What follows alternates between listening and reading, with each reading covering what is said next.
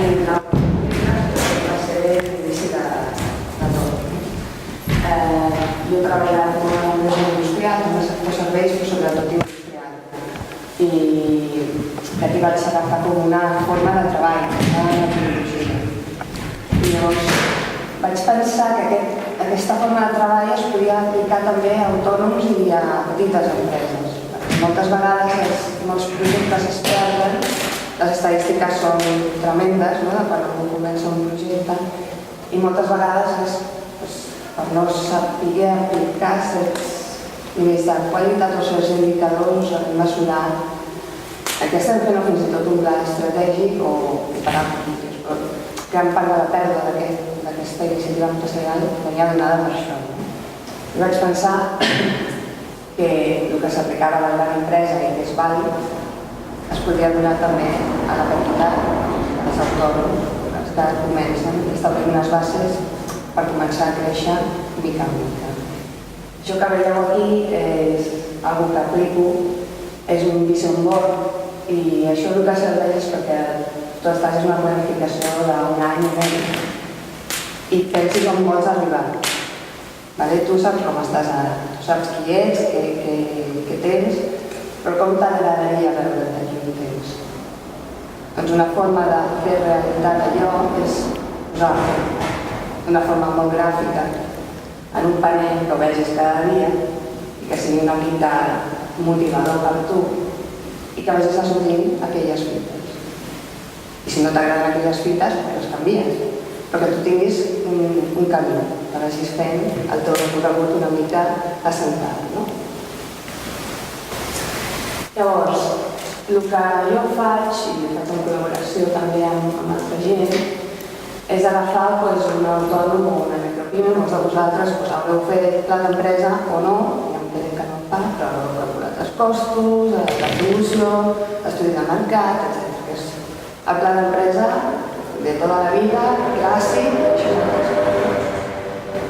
I llavors, això és un quadre de comandament, que ha estat a finances o una empresa industrial, això 4 metres, quadre de comandament. És el que es passa a direcció. Què ve aquest quadre de comandament? Que és el que jo faig aplicar a les petites empreses, perquè considero que és una mica més fàcil, perquè estàs a l'inici, és quan es pot aplicar, és quan es pot fer el seguiment, no quan ja està tot muntat i està tot. Les primeres parts, com que hi ha una missió, un valor de missió, és què som, què volem ser, què estem venent a la nostra empresa, quins valors venem, què estem fent. I això, encara que sigui una cosa que sembla molt lògica, molta gent no ho té clar. Quins valors està venent, quina és la seva missió, com veu l'empresa. I si hi ha socis, cadascú veu l'empresa per la seva manera, i ho dic per experiència, perquè cada soci veu l'empresa d'una manera. Doncs ens posem d'acord en què és, en què som, com veiem l'empresa, com veiem la nostra raó de ser, i diem com aconseguim tot això, com aconseguir arribar a aquesta facturació, com aconseguim arribar a aquest públic objectiu, com aconseguim posicionar-nos com el referent dintre de com ho fem, com ho aconseguim. Surt una planificació estratègica amb temps.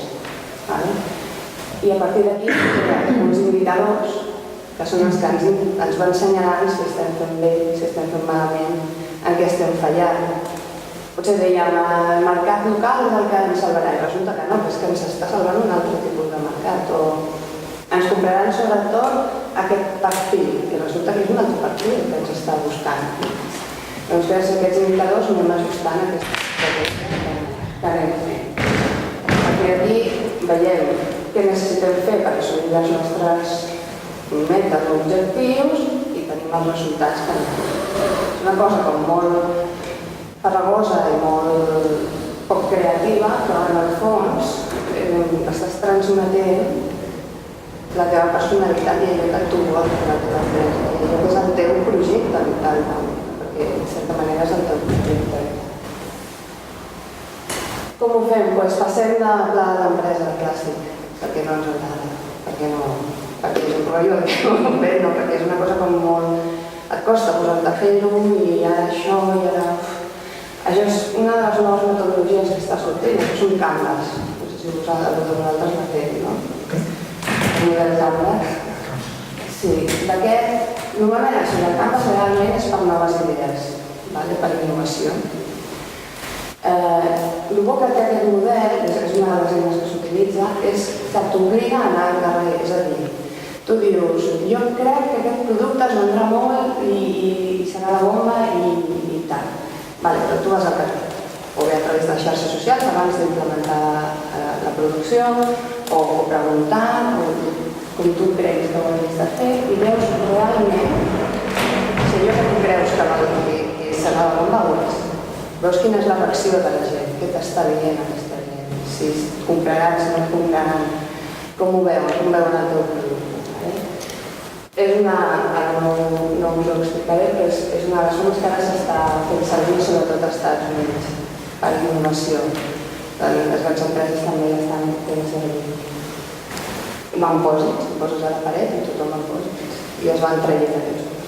I aquí ja ve quan tothom sabia perquè que sí, que no, que jo havia pensat això, que jo havia pensat tal. Però d'aquí acaba sortint tot un resultat. Normalment és a 5 anys. El bo que té és que et permet mirar el curt i el llarg termini. O sigui, a 5 anys també et permet retrocedir i mirar aquest any a veure com ho fem. Això és una altra de les eines que es fa servir i això és molt específic quan hi ha un problema de venda cap al client. Un mapa d'empatia del client. Una cosa que ningú ho fa. Aquest senyor d'aquí és el client. I llavors, moltes vegades agafem i diem, vosaltres que veneu, us podria agafar vosaltres i us el mapa d'empatia. El vostre client què pensa que sent realment? Què està sentint? Què li diuen els seus amics, la seva família? Què és el que veu? Què és el que diu? Perquè pot pensar una cosa i una altra. On posa els seus esforços? Quin és l'èxit que té? Doncs, a partir d'aquest mapa d'empatia del client es veuen moltes coses de per què a la venda.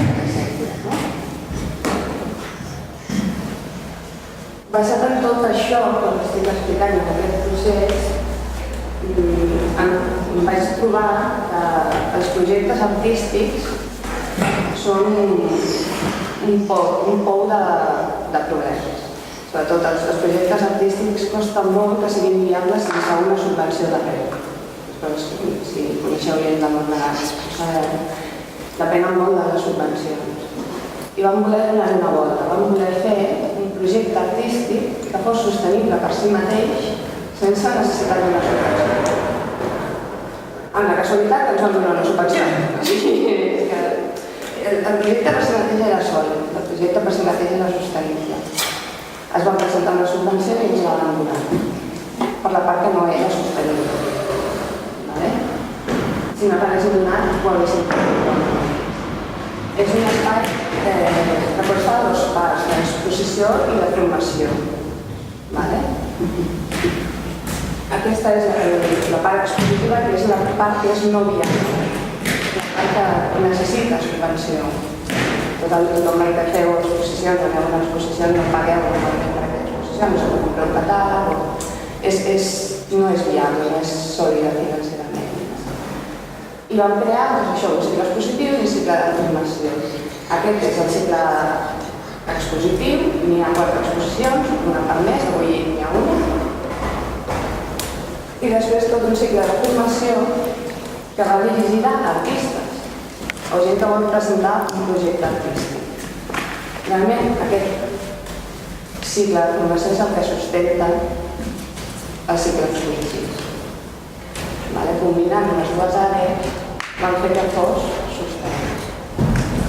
I no explicaré però hi ha diferents tipus de formació dirigida a artistes que són els mateixos que vindran a les exposicions.